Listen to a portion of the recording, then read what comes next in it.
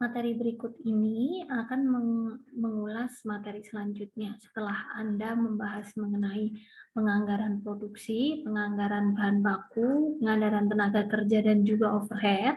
Selanjutnya kita akan membahas penganggaran untuk piutang. Nah, terlebih dahulu sebelum kita jauh melangkah, kita pahami dulu nature-nya account receivables atau utang itu apa sih?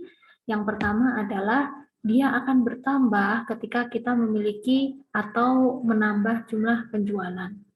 Kemudian dia jumlahnya akan berkurang ketika dia dilunasi ataupun ada penghilangan. Maksudnya dia masuk dalam kategori bad debt expense begitu. Nah, pertanyaannya adalah dengan adanya piutang itu perusahaan akan menerima uang lebih lamban atau lebih lama daripada ketika ia melakukan penjualan secara tunai. Tapi kenapa kok perusahaan masih mau punya account receivables atau masih mau menerima piutang? Pertanyaan keduanya, ketika kita menjual dengan piutang, dengan skema kredit itu ada kemungkinan tidak dilunasi atau tidak dibayar. Nah, kenapa perusahaan masih berkenan menjual secara kredit? Nah, alasannya ada tiga ya. Yang pertama adalah sebenarnya piutang itu adalah sebuah alat untuk meningkatkan penjualan. Jadi seandainya saja kita mengandai-andai ya, ada 15 orang dia ingin membeli, yang punya uang cash itu hanya 3 orang. Maka ya yang beli hanyalah 3 orang itu seandainya tiga-tiganya tertarik. Karena yang lain tidak punya uang cash, dia belum bisa melunasi saat itu juga. Tapi 2 hari lagi mereka akan gajian dan sebenarnya mereka tertarik sehingga ketika kita menerima penjualan dengan menggunakan account receivable, kita mungkin bisa meningkatkan penjualan kita dari orang-orang yang saat itu tidak punya uang, tapi dia akan menerima uang 2 hari lagi itu. Nah, yang kedua adalah bisa memberikan long term benefit. Long term benefitnya dalam hal apa? Satu, ketika kita akhirnya menjual lebih banyak, artinya kita menghasilkan lebih banyak, secara long term produksi kita akan berjalan terus. Yang kedua adalah ketika produk kita bagus, orang tadi yang tadinya nggak mau beli karena nggak punya uang, kemudian akhirnya membeli, dia akan kembali lagi menjadi customer kita. Dan long term benefit yang berikutnya adalah ini, improving networking. Jadi lewat penjualan kredit itu kita bisa memperluas jaringan kita. Siapa tahu di masa mendatang kita membutuhkan perusahaan A yang tadinya membeli secara kredit itu menjadi supplier kita untuk produk tertentu. Atau bisa jadi menjadi distributor kita. Atau mungkin dia punya kenalan yang bisa kita pakai karena supply-nya bagus seperti itu. Nah, itu yang kita sebut sebagai improving networking gitu. Nah, tapi bukan berarti dalam menerima piutang itu kita bisa asal gitu. Jadi ada hal-hal lain yang bisa kita gunakan sebagai point of consideration dalam menerima piutang. Yang pertama adalah ini karakter ya. Dalam karakter kita ingin menganalisa sebenarnya orang yang mau kita kasih utangan itu tadi atau yang kita perkenankan membeli secara kredit itu tadi reliable atau tidak gitu. Kemudian yang kedua adalah capacity. Jadi terkait dengan apakah orang yang tadi kita perkenankan untuk membeli secara kredit itu dia mampu atau sanggup tidak nantinya untuk melunasi piutangnya itu tadi. Nah, capital ini terkait dengan kondisi keuangan perusahaan yang bersangkutan atau orang yang bersangkutan. Apakah posisi keuangan perusahaan tersebut aman, terutama ketika dia membeli secara kredit dalam jumlah yang sangat besar sekali. Kemudian condition ini terkait dengan kondisi ekonomi secara makro. Dalam kondisi perekonomian seperti ini, kalau ada yang berhutang ke kita dengan sangat besar ya, kira-kira apakah nanti kondisi ekonominya akan mendukung perusahaan tersebut untuk menghasilkan laba untuk melunasin kita, misalnya seperti itu. Dan yang terakhir adalah kolateral. Ada enggaknya jaminan? Ketika hutangnya sangat besar sekali, utang perusahaan lain atau membeli secara kredit kita sangat besar, piutang maksud saya gitu ya. Nah, itu perlu dilihat apakah dia punya penjamin atau tidak begitu. Nah, 5 ini biasanya kita kenal sebagai 5C atau 5C gitu ya. Tapi apakah hanya ini yang bisa digunakan sebagai konsiderasi utama? Ternyata enggak, Anda juga bisa pakai ini, yaitu personality sama ya kayak karakter gitu. Party yaitu terkait dengan golongan apa ya perusahaan tersebut termasuk dalam golongan yang seperti apa.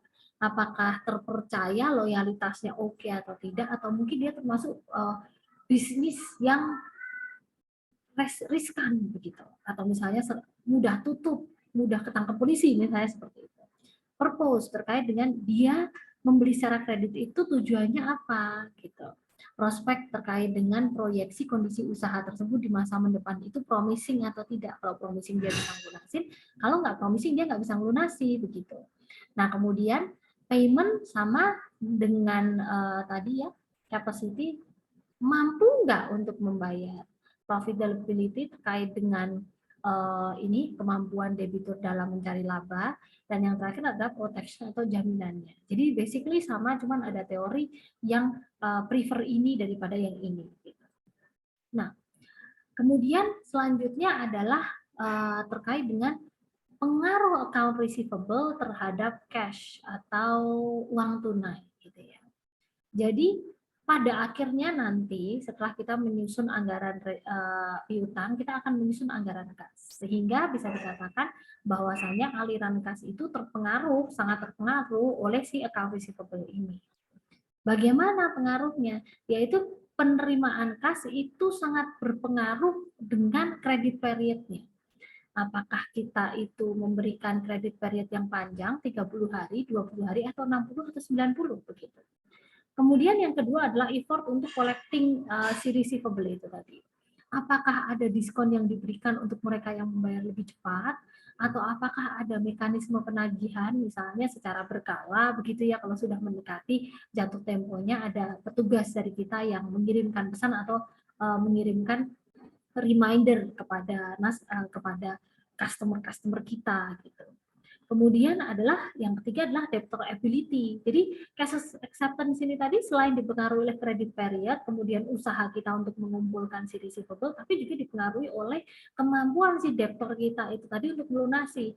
Makanya ketika kita berbicara tentang penentuan berapa besar kita mau memberikan kredit ke orang atau memperkenankan orang membeli secara kredit atau tidak, kita berbicara tentang ini dan juga ini. Karena nantinya faktor-faktor tersebut akan mempengaruhi ini completion AR atau pelunasan account receivable yang pada nantinya akan mempengaruhi ke cash acceptance, gitu ya. Nah, kalau sudah tiga ini, maka yang terakhir adalah the overall economic situation. Ketika ekonomi sedang bagus, begitu ya, maka pelunasan itu ya standar gitu. Kalau biasanya dia melunasi 10 hari, ya dia akan konstan dengan itu. Tapi ketika ada economic downturn, misalnya di awal corona dulu ya, misalnya kalau ada hotel yang membeli secara kredit untuk bahan-bahan makanan, mungkin it takes longer buat dia untuk melunasi karena semakin sedikit orang yang datang ke hotel begitu. Nah, itu pengaruh dari account receivable terhadap kas itu dipengaruhi oleh hal-hal ini ya. Nah, sekarang kita berbicara tentang penyusunan account receivable budget itu bagaimana gitu. Yang pertama adalah kita tentukan terlebih dahulu besarnya penjualan itu berapa. Penjualan dalam hal rupiah ya. Jadi kan kalau kita di awal dulu pernah menyusun anggaran penjualan berapa unitnya, kemudian berapa rupiahnya untuk periode tertentu. Nah, ini di sini harus itu dulu. Nah, di sini terlihat ya bahwasanya sales budget itu sangat berpengaruh terhadap penyusunan anggaran-anggaran di bawahnya. Gitu. Nah, selain sudah ketemu nih berapa besarnya sales yang kita inginkan, kita perlu menentukan berapa yang nantinya kita harapkan diterima secara cash atau dilakukan penjualan tunai, dan berapa yang kita harapkan dilakukan penjualannya secara kredit. Gitu. Nah, kalau sudah ketemu berapa persen yang cash, berapa yang kredit, selanjutnya kita perlu menentukan kebijakan terkait dengan bad debt. Oke, bad debt atau piutang yang tidak terdaki, termasuk di dalamnya bagaimana kita mau memperlakukannya. Misalnya, kalau sudah expired lebih dari 1 tahun, maka sudah dianggap benar-benar tidak bisa tertagih. Atau ditunggu dulu sampai dengan 3 tahun baru dianggap benar-benar tidak tertagih. Nah, lalu selanjutnya adalah jangan lupa tentukan term of credit, dan bagaimana term of credit ini nanti akan mempengaruhi ke sini besarnya pada akhirnya berapa yang akan kita terima atau berapa yang akan kita terima pada tanggal berapa dan berapa lama si piutang ini akan dilunasi. Term of credit apa sih? Bagi yang sudah lupa silakan ya buka lagi buku akuntansi pengantarnya. Misalnya kalau Anda sudah pernah dengar 2/10 EOM atau end of month gitu. 2/10 N/30. Nah, itu yang kita sebut sebagai term of credit. Nah, sebagai pengingat, nanti kalau kita sudah selesai menyusun AR budget atau account receivable budget ya, si account receivable budget ini adalah basis atau dasar nantinya untuk kita mencatat atau menyusun cash budget, oke?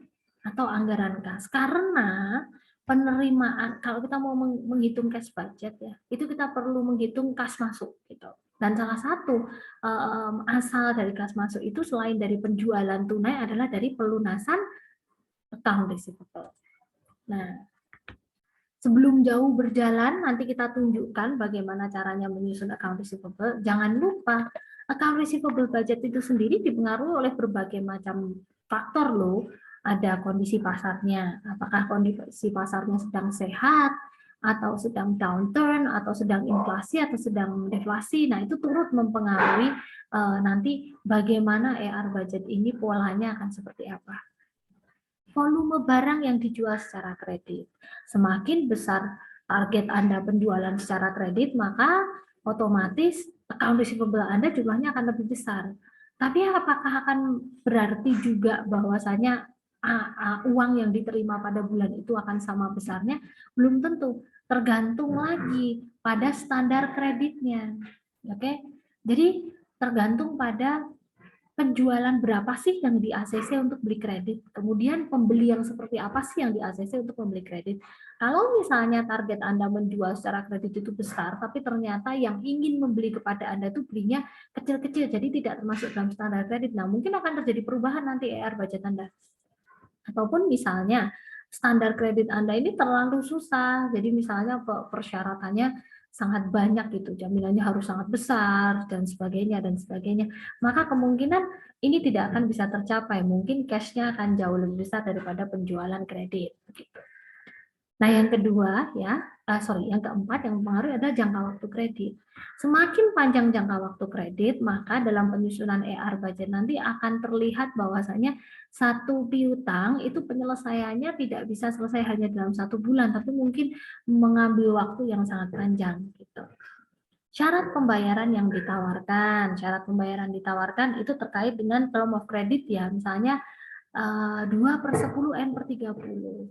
Kalau 2% mungkin orang nggak tertarik, tapi kalau kamu kasih misalnya 30/10 N/30, orang berbondong-bondong untuk melunasi dia di 10 hari yang pertama karena diskonnya cukup besar, misalnya seperti itu. Nah, itu akan turut mempengaruhi bentuk account receivable budget Anda nanti akan seperti apa. Nah, yang selanjutnya adalah pembatasan kredit. Ada nggak batasan untuk satu customer itu maksimal sekian ratus juta misalnya, atau sekian puluh juta? Nah, itu akan mempengaruhi juga. Dan yang terakhir adalah kebijakan perusahaan dalam penagihan utang. Kalau perusahaan itu sangat lenient, sangat fleksibel, sangat santai banget dalam nagih utang, mungkin banyak utangnya yang pada akhirnya masuk ke bad debt expense karena sudah lewat dari ketentuan dia dibayar kok nggak dibayar-bayar karena nggak ditagih-tagih gitu loh. Jadi mungkin customernya antara sengaja memanfaatkan karena dia nggak ditagih uangnya diputar dulu ataupun dia memang benar-benar lupa. Nah, sehingga kebijakan perusahaan dalam penagihan ini turut mempengaruhi AR budgetnya nanti bentuknya seperti apa. Nah, sebelum kita lebih jauh lagi, kita kenalan dulu ya, sama ada yang namanya receivable turnover. Receivable turnover ini apa sih? Receivable turnover itu adalah sebuah rasio yang menggambarkan sebenarnya seberapa cepat sih utang kita itu dilunasi. Jadi semakin besar receivable turnover itu sebenarnya pengusaha itu semakin bahagia. Artinya dia memiliki customer yang cepat bayar utang, dia memiliki kemampuan untuk menjadikan utangnya itu jadi cash dalam waktu yang lebih cepat gitu. Rumusnya adalah net credit sales dibagi average account receivable. Jadi misalnya kita punya ini ya, informasi ini. Kita penjualan bersih tahun 2019, di tahun 2020 ya, piutang awal, piutang akhir. Nah, jadi kita hitung dulu average receivable-nya itu berapa, yaitu dengan menambahkan awal dan akhir, piutang awal dan piutang akhir, lalu dibagi 2 ya, ini. Nah, baru di situ kita bisa menghitung receivable turnover. ya, yaitu dengan membagi penjualan bersih dengan average receivable-nya, yaitu ini dibagi dengan ini. Akan ketemu 3,08 untuk tahun 2019 dan tahun 2020 itu 4,4. Nah, tadi saya sampaikan, the bigger the amount of your receivable turnover, the happier the companies are, gitu kan. Berarti tahun 2020 ini lebih bagus receivable turnover-nya. Karena artinya dia pelunasannya lebih cepat. Nah, itu dikonfirmasi di sebelah sini, yaitu di average collection period. Jadi,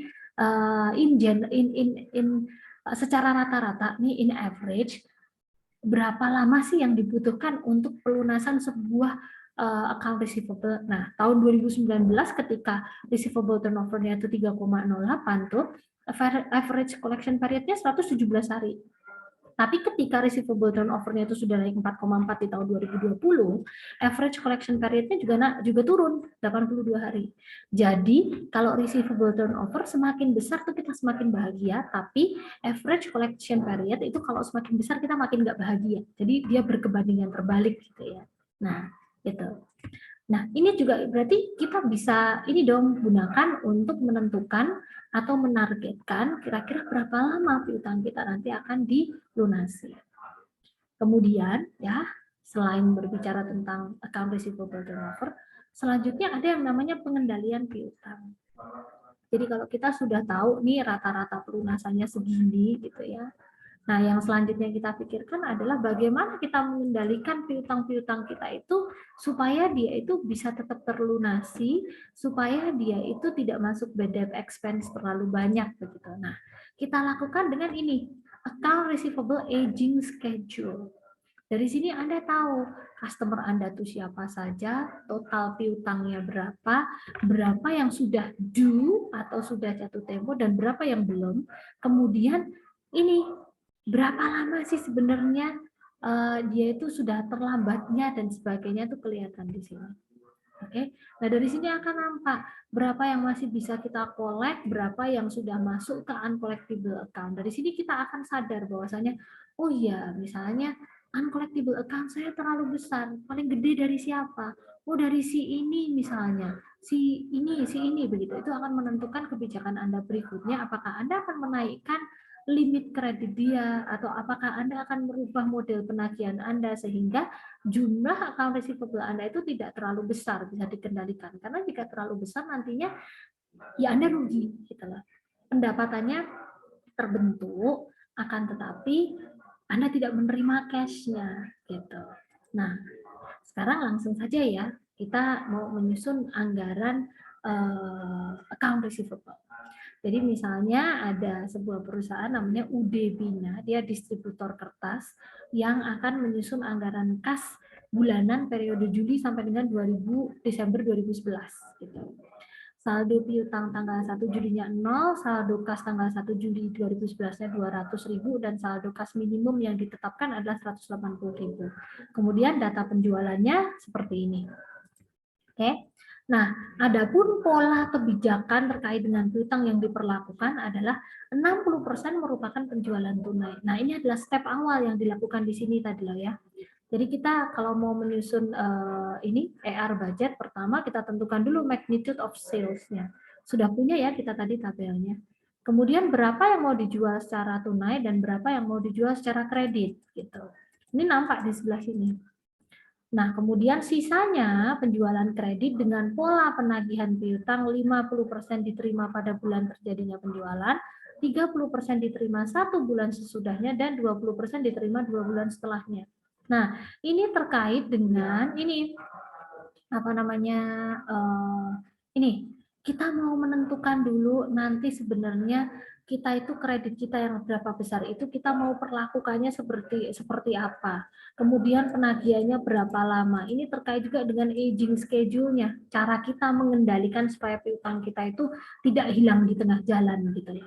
Seandainya kamu nggak bisa ngelunasin bulan depan, ya sudah, you have more days to come, tapi sekarang bayarin dulu ya segini, kayak gitu lah modelnya. Oke? Nah, kemudian sebesar 10% dari penjualan kredit dicadangkan untuk piutang yang diduga tidak akan dapat ditagih. Nah, ini adalah poin yang berikutnya tadi, yang sebelah sini. Determining the bad debt, including how we're going to treat it. Gitu. Jadi 10% dari penjualan itu 10% dari penjualan kredit ya, itu dianggap sebagai jaga-jaga, itu tidak bisa ditagihkan.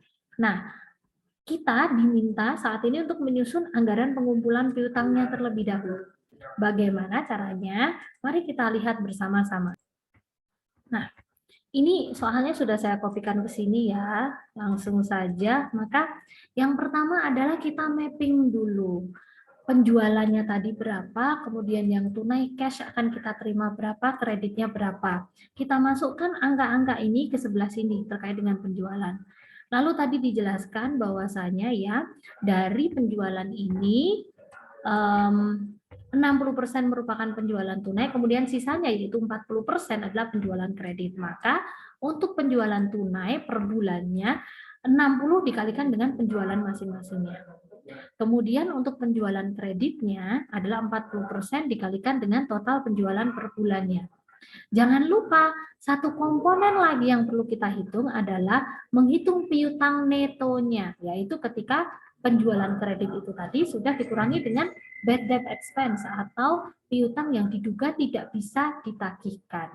Nah, besarnya berapa? Besarnya adalah 10% dari penjualan, maka kita kalikan 10%, mohon maaf penjualan kredit ya, kita kalikan dengan 400.000, 480, 560, 480, dan juga 560. Ketemulah kita angka ini. Nah, kemudian kita kurangkan ini dengan penjualan kredit, maka kita akan bertemu piutang netonya. Nah, baru setelah itu kita bisa mengerjakan ini pola pelunasannya, pola penagihannya, di mana 50% itu akan diterima pada bulan yang sama di mana penjualan itu terjadi, 30%-nya di 1 bulan sesudahnya, dan 20% diterima 2 bulan setelah penjualan tersebut dilakukan, gitu ya. Berarti kita hitung dulu untuk bulan Juli di mana penjualan kredit netnya itu adalah 360.000 ya. 50% dikalikan 360 diterima pada bulan Juli itu. Kemudian yang 30% 1 bulan setelahnya berarti kan di Agustus, dan yang 20% 2 bulan setelahnya berarti ada di bulan September. Ini Anda kalikan dengan nilai netnya, bukan penjualan kreditnya ya, tapi piutang netonya. Nah, Anda lakukan untuk penjualan bulan Agustus, penjualan bulan September, penjualan bulan Oktober, penjualan bulan November, dan juga penjualan bulan Desember. Nah, kalau Desember ya, berarti yang 30% akan diterima di tahun berikutnya, yaitu Januari 2012. Dan yang 20% baru akan diterima di 2 bulan setelahnya, yaitu di Februari 2012. That's okay, that's fine. Oke. Nah, dari informasi pola perlunasan ini, kemudian kita bisa susunkan anggaran pengumpulan piutangnya. Bagaimana bentuknya? Bentuknya adalah seperti ini.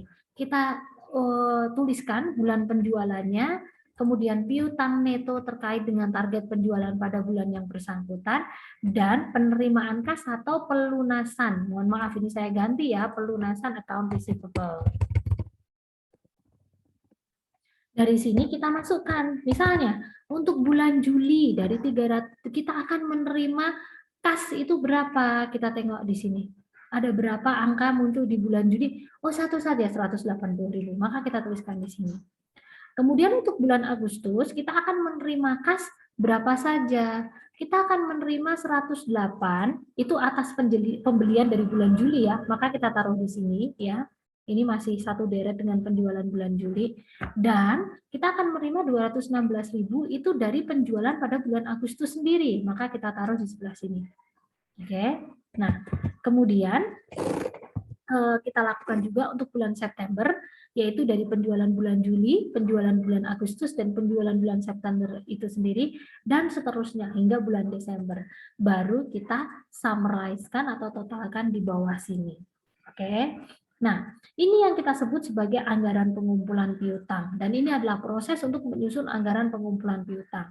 Dari sini bisa kita ketahui berapa total penjualan yang sebenarnya ingin dicapai, kemudian dari cash itu berapa, ini dari penjualan tunai ya, kemudian yang kita jual secara kredit itu berapa, dan neto piutang sebenarnya yang kita ekspektasikan dari tiap periode itu berapa. Nah, dari sini nanti kita juga bisa menghitung bagaimana si piutang neto ini berubah menjadi kas. Apakah total di bulan yang bersangkutan atau terbagi menjadi berapa bulan seperti ini. Sehingga kita bisa melihat dari bulan Juli itu kita ekspektasi menerima uang itu berapa dari account receivable? Oh, 180 juta. Agustus 324. Kemudian September 453 dan seterusnya. Nantinya jika Anda gabungkan dengan penjualan kas, Anda gabungkan penerimaan kas dari sektor lainnya, Anda bisa menyusun yang kita sebut sebagai anggaran kas. Oke, nah ini anggaran pengumpulan piutang. Silakan Anda kunjungi Bismart Anda, di sana sudah tersedia latihan untuk Anda belajar menyusun anggaran pengumpulan piutang. Sampai jumpa di pertemuan berikutnya, kita akan membahas mengenai anggaran kas dan anggaran utang. Sampai jumpa lagi teman-teman semuanya.